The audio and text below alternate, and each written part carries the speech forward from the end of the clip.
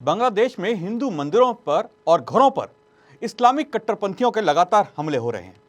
इन हमलों की शुरुआत 12 अक्टूबर को हुई थी। वर्ल्ड हिंदू फेडरेशन के बांग्लादेश चैप्टर के अनुसार अब तक 20 से अधिक हिंदू गायब हैं, जिनका अभी तक पता ही नहीं कि वो कहाँ हैं। वहीं इसी फेडरेशन के बांग्लादेश चैप्टर की एक अन्य जानकारी के अनुसार 2 दर्जन से अधिक हिंदू महिलाओं और लड़कियों के साथ अब तक बलात्कार की घटना सामने आ चुकी है। आप सभी का मैं स्वागत करता हूं हमारी इस खास चर्चा में। मुद्दा जरूरी है। हमारे साथ मौजूद हैं आर्य समाज के राष्ट्रीय प्रवक्ता श्री विनय आर्य जी और उत्तराखंड से शिक्षाविद और समाजशास्त्री श्री विनय विद्यालंकार जी। आप दोनों का ही इस चर्चा में बहुत बहुत स्वागत है।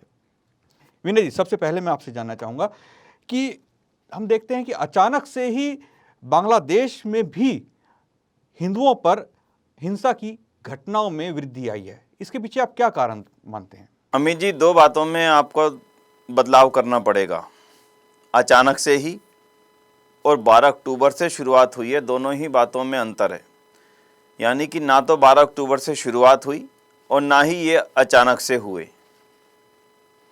ये एक विचार के कारण से हुए, एक विचारधारा के कारण से हुए, एक धर्मांधता के कारण से हुए। और अगर मैं इसको यूं मानूं कि 12 अक्टूबर से हुए शुरू, तो फिर तो अगर ये पहले ना हुए होते तो शायद बांग्लादेश बनता ही नहीं, पाकिस्तान बनता ही नहीं।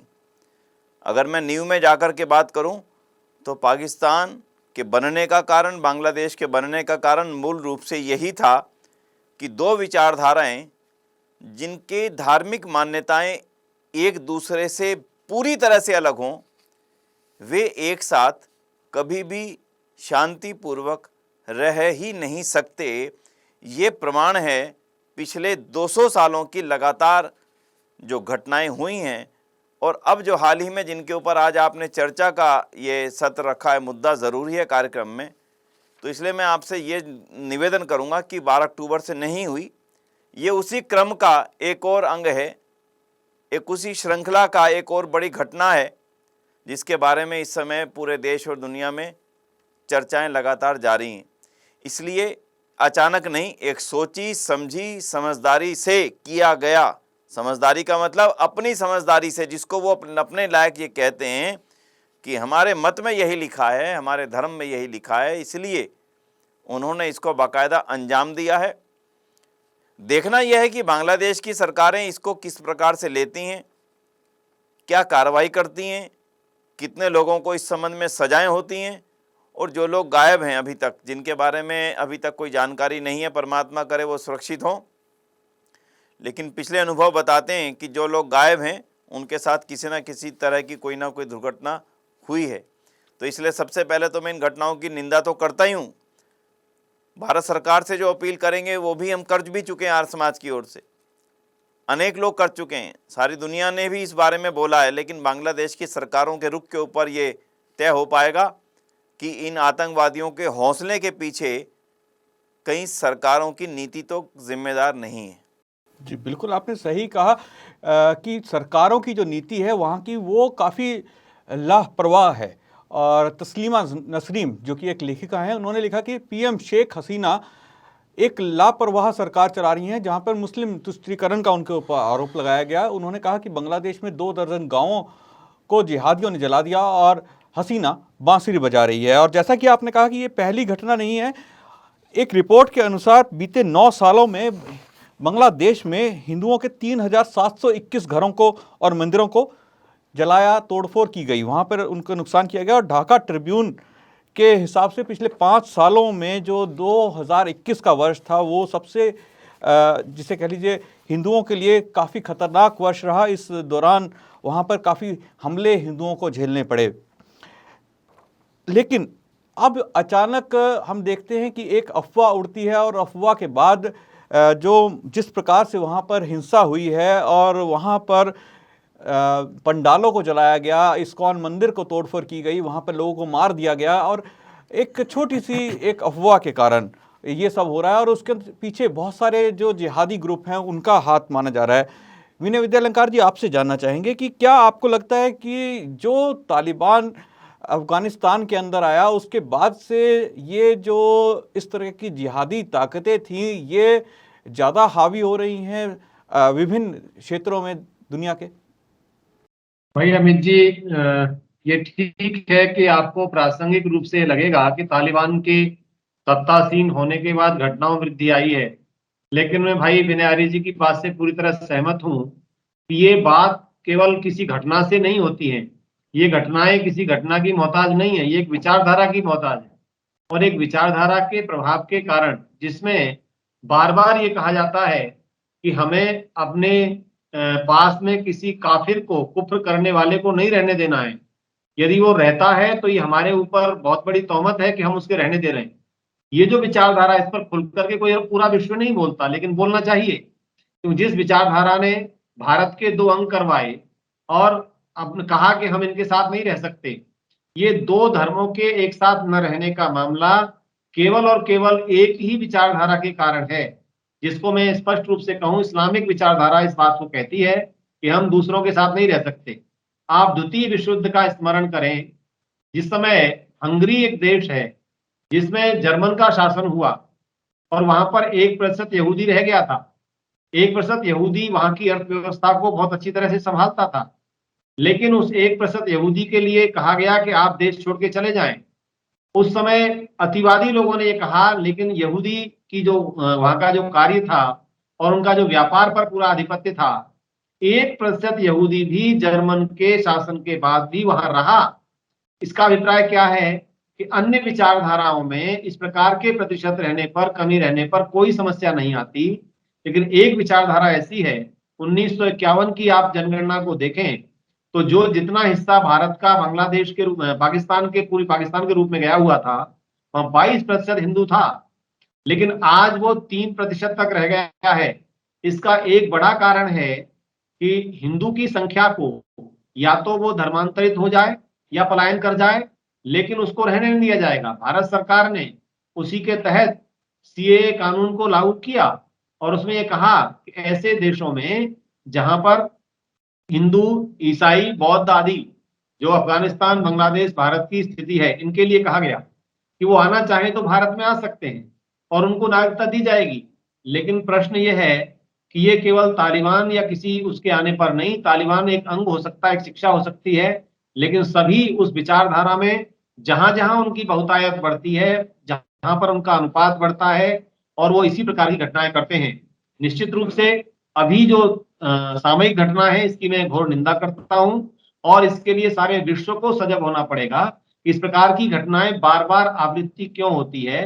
क्योंकि वो विचारधारा ऐसी है और विचारधारा जब शासन में आती है तो पूरी तरह से हावी हो जाती है। जी बिल्कुल सही कहा। अगर शासन की विचारधारा ही इस तरह की होगी तो वो हावी हो जाएगी।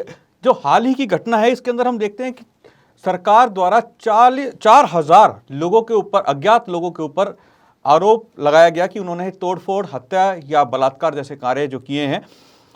विनय जी, जब सरकार ये कहती है कि भारत में जो भारत की सरकार के ऊपर या भारत के माहौल के ऊपर वो आरोप लगाती है बांग्लादेश सरकार कि भारत में कथित रूप से मुसलमानों के ऊपर कुछ अत्याचार हो रहा है, इसके कारण बांग्लादेश में इस तरह से की घटनाएं हो रही हैं, और वहीं वो दूसरी तरफ 4,000 लोगों के ऊपर एफआईआर करती है। एक मजाक है कि 4,000 लोगों को ढूंढेगी कैसे वहाँ की पुलिस। तो आपको क्या लगता है कि जो वहाँ की सरकारें हैं, जो ये इस्लामिक राष्ट्रों की सरकारें हैं, ये केवल और केवल दिखावा करती हैं सहिष्णुता क्या, और वहाँ पर अल्पसंख्यक आज भी जिसे कह लीजिए खतरे के अंदर हैं, उनके ऊपर कोई कार्रवाई नहीं होती? देखिए, मैं फिर से दोबारा से अपनी बात को आगे बढ़ाता हूं और दोहराता हूं। जैसे डॉक्टर विनय विद्यालंकार जी ने कहा कि ये विचारधारा के कारण है, किसी आतंकी गुट का इन लोगों ने कुछ नहीं बिगाड़ा था, किसी आतंकवादी की इन लोगों ने कोई हत्या नहीं की थी, किसी आतंकवादी गुट का खजाना चोरी नहीं किया था इन हिंदुओं ने, इन हिंदू परिवारों ने। ना ही इन्होंने देश के खिलाफ नारे लगाए थे, ना ही वहां पे भारत का झंडा फहराया था। एक बड़ी सामान्य सी प्रक्रिया के तहत, जो एक धार्मिक प्रक्रिया के तहत अपने धर्म को, अपने धार्मिक मान्यताओं के अनुसार त्यौहार मनाने के लिए एकत्र हुए थे और उसी को इस्लाम के खिलाफ मान लिया गया। एक ही घटना में क्यों कहूं, अब इसकी सिलसिलेवार चलते हैं। आपने कहा सरकारें क्या करेंगी, सरकारों की नीयत के ऊपर आपने जो बात उठाई उसके ऊपर चलते हैं। नोआखली में दंगे हुए 46 में, क्या परिणाम है? आज तक इतिहास में कहीं आपको नहीं पता लग पाएगा कि नोआखली के दंगों में जिन्होंने हजारों हिंदुओं के परिवारों को जलील किया था, बलात्कार किया था, हत्याएं की थी, घर जलाए थे, गांव तबाह किए थे, उनके ऊपर क्या कोई कार्रवाई हो पाई आज तक? मैं दूसरा उदाहरण लेता हूं। कुछ ही दिन पहले, केवल कुछ दिन पहले, एक रेस्टोरेंट के अंदर बांग्लादेश के अंदर चुन चुन करके, गिन गिन करके, एक एक करके कि तुम हिंदू हो या मुसलमान पहचान करके एक एक को मारा गया। तब बांग्लादेश की सरकार ने तब क्या कदम उठाया था? इतने दिनों में तो उन सबको फांसी दे दी जानी चाहिए थी, आज तक नहीं दे पाए। अगर ये किसी आतंकवादी गुट का काम होता तो वो शायद बांग्लादेश में होता, ढाका में होता, या शायद पाकिस्तान में होता, या शायद अफगानिस्तान में अकेला सीमित होता, या शायद श्रीनगर में सीमित होता। लेकिन ये तो मल्टीनेशनल है, पूरे दुनिया में एक ही विचारधारा और एक ही तौर तरीका, चाहे वो नैरोबी का हो। नैरोबी के मॉल के अंदर जिस प्रकार से एक एक व्यक्ति को अलग कर करके ये कहा गया आयतें सुनाओ, अगर आयतें सुना दी गई तो उसको अलग कर दिया गया, जिसने नहीं सुनाई उसको वहीं की वहीं गोली मार दी गई। ये जो परिस्थिति आप देखते हैं, और इस परिस्थिति के अंदर क्या कोई नैरोबी की सरकार ने कोई कदम उठाया? क्या नैरोबी की सरकार ने उनको कोई आधिकारिक रूप से कोई सज़ा का ऐलान किया? क्या नैरोबी की सरकार ने उनको कोई दंड अभी तक दे पाई? क्या पिछले दंगों के बारे में जो हुए हैं, और अभी कुछ ही दिन पहले बंगाल में जो दंगे हुए थे चुनाव के दौरान, उसमें क्या हुआ? उससे पहले अभी श्रीनगर की जो घटनाएं कुछ सामने आई, उसमें क्या हुआ?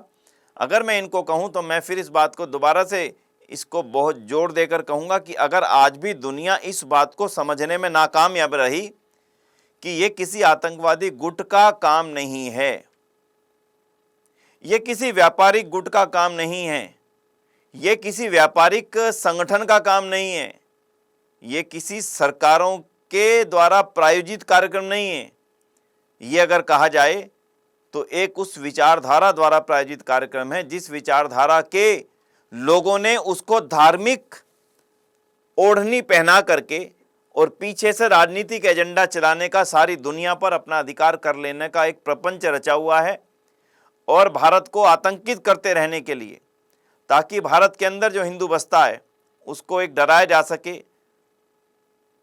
चाहे वो चाहे कितना भी, वो होने वाला नहीं है, लेकिन उनकी जो विचारधारा है, जिस विचारधारा के तहत गत दिनों में गुरुद्वारों पर हमले हुए, अफगानिस्तान के अंदर श्रीनगर पर हमले हुए, एक एक चुन चुन कर का देख करके कि कौन मुस्लिम है और कौन गैर मुस्लिम है, जिस प्रकार से बेकरी के अंदर हमला हुआ, जिस प्रकार से रेस्टोरेंट के ऊपर हमला हुआ, जो मॉड्यूल नैरोबी का था, जो मॉड्यूल अब बांग्लादेश का है, और कुछ ही दिन पहले जो मॉड्यूल बंगाल का था, पश्चिम बंगाल का था, मैं इन सब को एक जैसा ही मानता हूँ। इन सब में कोई अंतर नहीं है। उनकी समझ पूरी है, हमारी समझ में कुछ कमज़ोरी हो सकती है।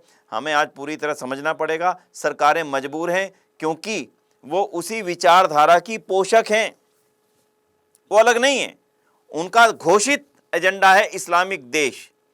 इस्लामिक देश मतलब कुरान के आधार पर चलने वाला देश, कुरान के आधार पर जो आतंकी कर रहे हैं। तो आप इनको दोनों चीज़ों को अलग कैसे कर पाएंगे? ये एक बहुत ही चिंता का और चिंतन का विषय है। हर घटना को बार बार से रिव्यू करने का कोई लाभ नहीं है जब तक हम घटना के समग्रता से उसकी विचारधारा के पीछे जाकर के नहीं देखेंगे कि इसके पर्दे के पीछे बैठा कौन है, इस पर्दे के पीछे सोच कौन सी है, इस पर्दे के पीछे पर्चा कौन सा है, इस पर्दे के पीछे किताब कौन सी है। बिल्कुल आपने सही कहा कि विचारधारा जो एक पूरी दुनिया में आज आग लगा रही है, एक पूरी दुनिया के अंदर हिंसा फैला रही है। हम देखते हैं कि पाकिस्तान हो, अफगानिस्तान हो या यूरोप का कोई भी देश हो, बांग्लादेश की आपने अभी बात की, वहाँ पर भी एक व्यक्ति का गला रेत दिया गया था सरेआम। बांग्लादेश के अलावा पाकिस्तान के अंदर इस निंदा का आरोप लगाकर कई लोगों को आज भी जेलों में डाल दिया गया है, वो सड़ रहे हैं, उनके ऊपर कोई केस नहीं चल रहे हैं। इसके अलावा अफगानिस्तान सबके सामने है, यूरोप, वहाँ पर किस प्रकार से इस निंदा का आरोप लगा दिया जाता है, यही आरोप यहाँ बांग्लादेश में भी लगा दिया गया। तो हम देखते हैं कि भारत के अंदर एक तबका ऐसा है, जब वो एम्स जैसी संस्था में अगर रामलीला में हमारे महापुरुषों का मजाक उड़ाया जाता है तो उसको कह दिया जाता है कि माफ़ कर दें, बच्चों ने गलती कर दी। लेकिन दुनिया का एक तबका जिहादियों का ऐसा है कि वो ईश निंदा के नाम पर कुछ भी करता है। जब उनको अपने आसपास कोई भी गैर इस्लामिक व्यक्ति दिखता है तो उसके ऊपर ईश निंदा का आरोप लगाया जाता है। तो ये जो दोगली नीति दुनिया के अंदर हम देखते हैं, एक तबके की वामपंथी है, या वो मीडिया का वो तबका है जो कह देता है कि अगर एम्स में बच्चों ने माफ़ी मांग ली है तो बात ख़त्म, कोई बात नहीं, कि उन्होंने राम सीता या लक्ष्मण का मजाक उड़ाया, कोई बात नहीं। वहीं वो मीडिया आज चुप हो जाता है कि किस प्रकार से दुनिया में ये जो विचारधारा है ये फैल रही है। तो उसको वो किस तरह से आप देखेंगे? विनय विद्यालंकार जी, आपसे जानना चाहूँगा, इस विचारधारा को आप किस तरह से देखेंगे, इसको किस प्रकार से कंट्रोल किया जा सकता है? देखिए, विचारधारा को कंट्रोल करने की हमें प्रयास करने की भी आवश्यकता नहीं है। मैं तो ये कहूँगा, इन घटनाओं के बाद हिंदू समाज को जागृत होने की आवश्यकता है। इसको लगातार महापुरुषों ने जगाया, समय समय पर जगाया जा रहा है। मैं ये भी नहीं कहता कि बांग्लादेश के सभी हिंदू भारत की ओर अग्रसर हो जाए, भारत उनको ले ले। मैं कहता हूं बांग्लादेश में रहने वाले हिंदू को भी आज श्री कृष्ण की नीति पर चलने की आवश्यकता है। उसको अपने को जागृत करने की आवश्यकता है कि हम जहां रहेंगे, अपने शस्त्रेण रक्षिते राष्ट्रे शास्त्र चर्चा प्रवर्तते, इस शस्त्र के द्वारा रक्षा करने का। और निश्चित रूप से जो आपने कहा कि मीडिया चुप हो जाता है, एक घटना विशेष पर वो बहुत तेजी से रिएक्शन करता है, इसके लिए तो देखिए पूरी की पूरी तैयारी है।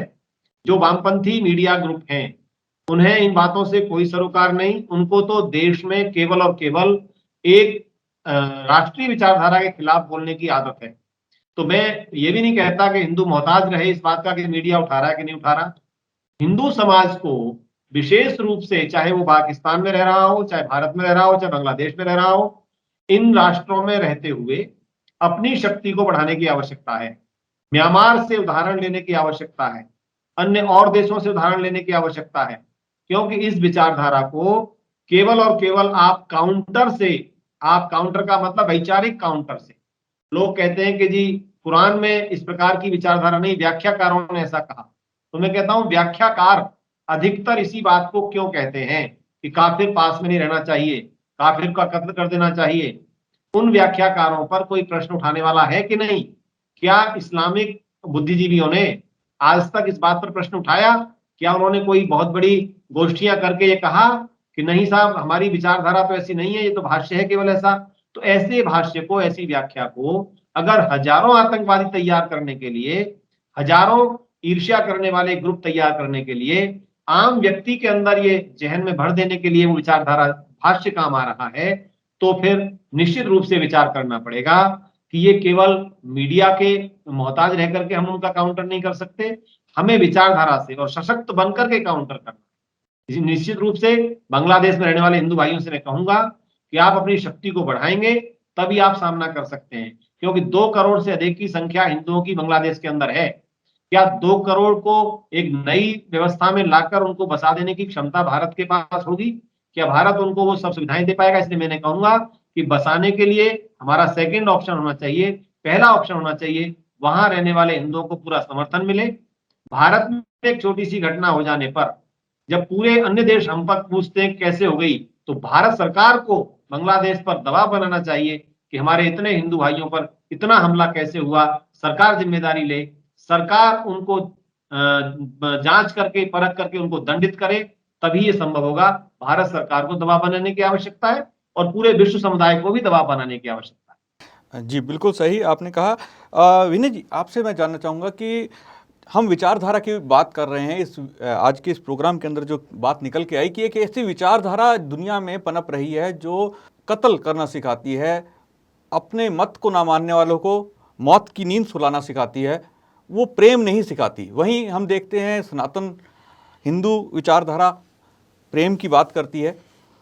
आपको क्या लगता है कि ऐसी विचारधारा दुनिया में जिस प्रकार से बढ़ रही है, उस विचारधारा के बीच एक सनातन विचारधारा जो कि सदियों से चली आ रही है, वो किस प्रकार से आगे बढ़ सकती है और कितनी सुरक्षित है? अम्मी जी, जिसका जन्म ही जहर को लेकर के हुआ हो, उसके अंदर मिठास कहाँ से भरेंगे आप? सारी बात यहीं पर शुरू होती है, यहीं से समाप्त हो जाती है। उनका कहना ये था पाकिस्तान के बनाने के तर्क को लेकर के कि जहाँ दो विचारधाराएं हों वो इकट्ठी नहीं रह सकती। मुझे लगता है उन्होंने बिल्कुल ठीक सोचा था, हमारी सोच में गलती रही। आज मैं भी यही कहूँगा कि हाँ, अगर दो विचारधाराएं विपरीत दिशा की हैं, इकट्ठी नहीं रह सकती, तो इसलिए इसका समाधान होना ही चाहिए। अगर 47 में समाधान हुआ होता इस पूरी बात का, तो ये वर्तमान को हमें ये सब चीज़ें ना देखनी पड़ती। क्योंकि 47 में पूरा समाधान नहीं हुआ, उसी का परिणाम वर्तमान का परिदृश्य है। इसलिए ये बात बिल्कुल ठीक है कि दो विचारधाराएं एक साथ नहीं रह सकती। कम से कम एक साथ का मतलब एक साथ, हाँ, एक के अंतर्गत रहे दूसरी, दूसरी के अंतर्गत रहे पहली। जहाँ एक के अंतर्गत दूसरी रहने के लिए तैयार होगी वहाँ रह सकती है, लेकिन उस रूप में उसका अस्तित्व कब तक रहेगा, ये एक अपने आप में प्रश्न चिन्ह है। हमारे सामने अफगानिस्तान का उदाहरण है, आज वहाँ हिंदुओं की संख्या नगण्य है। हमारे सामने पाकिस्तान का उदाहरण है, आज हिंदुओं की संख्या वहाँ लगातार समाप्त प्राय की चलती चल रही है। और यही उदाहरण हमारे सामने बांग्लादेश का भी है। इसलिए अब पूरे हिंदू समुदाय को पूरी गंभीरता से विचार करना पड़ेगा कि जो हम भाई भाई का नारा लगाते रहे, आपकी भावना अच्छी थी, आपके संस्कार अच्छे थे, आपका हिंदू धर्म में जो पढ़ाया गया, आपको सनातन धर्म के जो विचारधारा थी उसके अनुसार आप ये कहते रहे, लेकिन आप लगातार भाई भाई कहते रहें और सामने से लगातार चांटा चांटा पड़ता रहे। आप कब तक अपनी इस भाई भाई की रट को लगातार लगाते रहेंगे? हाँ, कहते रहिए, खाते रहिए, मरते रहिए। अगर इस विचारधारा पे चलना चाहते हैं, हर व्यक्ति स्वतंत्र है, मैं उसके विषय में कोई भी अपना विचार नहीं रखना चाहूँगा। लेकिन अगर नहीं चलना चाहते तो अपने बच्चों को वर्तमान की और सन 47 की और सन 71 की सच्चाइयों से रूबरू कराना पड़ेगा, नोआखली की सच्चाइयों से रूबरू कराना पड़ेगा। बांग्लादेश के अंदर जो घटनाएं हुई, जो नैरोबी की मैंने आपके सामने घटना रखी, जो ऐसी घटनाएं हमारे सामने हुई, अगर आने वाले समय में हम अपने बच्चों को उन घटनाओं की सच्चाइयों के पीछे चल रही विचारधारा की सच्चाई को आज रूबरू नहीं करा पाए, नहीं बता पाए, नहीं समझा पाए, और उस इतिहास को आज हम जानकारी में नहीं ला सके, तो आने वाले समय में ऐसी इतिहास की घटनाएं लगातार घटती रहेंगी। किसी सरकार में, किसी आर्मी में, किसी पुलिस में, किसी कानून में विचारधारा के खिलाफ जाने का सामर्थ्य नहीं होगा। जी बिल्कुल, आपने सही कहा कि अगर विचारधारा एक गलत दिशा में चली जाएगी तो किसी का भी सामर्थ्य नहीं रहेगा। क्योंकि आज हम देखते हैं कि सोशल मीडिया पर एक ट्वीट निकलता है, एक फेसबुक पर एक पोस्ट निकलती है और शहरों में आग लग जाती है, और एक समुदाय निकलता है और लोगों के घरों को जलाना आरंभ कर देता है। हमने सुना था कि कैसे मोपला के अंदर लाखों हिंदुओं के साथ किस प्रकार से जो है अत्याचार किया गया, मुसलमानों के द्वारा किस प्रकार से वहाँ पर लोगों को मारा गया, किस प्रकार से वहाँ बलात्कार किए गए। लेकिन हम आज वर्तमान में जब बांग्लादेश देखते हैं या बहुत सारे ऐसे इलाके देखते हैं जहाँ पर जो जिहादी विचारधारा के लोग हैं उनकी संख्या ज़्यादा है, वहाँ पर हम देखते हैं कि एक छोटी सी अफवाह उड़ती है और उसके बाद हमें एक ट्रेलर दिखता है वही मोपला का। कुछ उसी तरह की चीज़ें हमें कश्मीर में भी देखने को मिलती हैं। दोस्तों, ये विचार करने योग्य है कि किस प्रकार से हमें अपनी विचारधारा को आगे बढ़ाना है और ये जो जिहादी मानसिकता के लोग हैं उनकी जो विचारधारा है उसका किस प्रकार से मुकाबला करना है। विनय अलंकार जी, आप हमारे साथ इस कार्यक्रम में जुड़े, विनय जी आप भी इस कार्यक्रम में जुड़े, आप दोनों ही महानुभावों का बहुत बहुत धन्यवाद इस कार्यक्रम में जुड़ने के लिए। दोस्तों, कल फिर मुलाकात होगी एक नए विषय, एक नए मुद्दे के साथ। मुझे दीजिए आज्ञा, नमस्ते।